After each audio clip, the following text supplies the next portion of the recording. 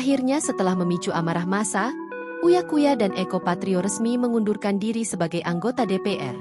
Uya Kuya dan Eko Patrio yang tergabung dalam fraksi PAN sudah resmi mengundurkan diri pada Minggu, 31 Agustus 2025. Keputusan besar ini diumumkan menyusul gelombang protes dan kerusuhan di masyarakat yang dipicu oleh pernyataan dan aksi kontroversial keduanya.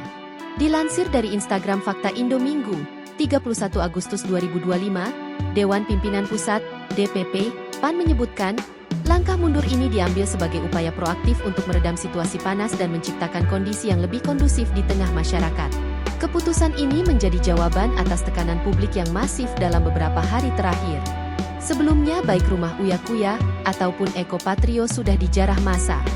Massa terlihat menumpahkan kekesalan mereka terkait sikap Uya Kuya dan Eko sebagai anggota dewan. Sebelum pengunduran dirinya diumumkan, Eko Patrio telah lebih dulu menyampaikan permohonan maaf terbuka. Melalui sebuah video yang diunggah di akun Instagram pribadinya pada Sabtu, 30 Agustus 2025, Eko, yang tampak didampingi oleh rekan sefraksinya, Sigit Purnomo alias Pasha Ungu, menyampaikan penyesalan mendalam.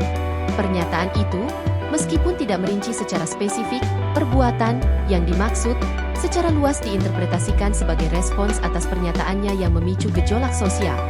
Langkah serupa juga diambil oleh Uya Kuya.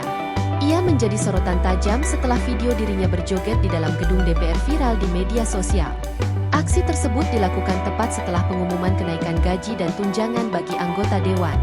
Kebijakan itu sangat kontras dengan kondisi ekonomi masyarakat yang tengah sulit. Aksi Uya dinilai sebagai bentuk arogansi dan minim empati yang sontak menyulut amarah publik.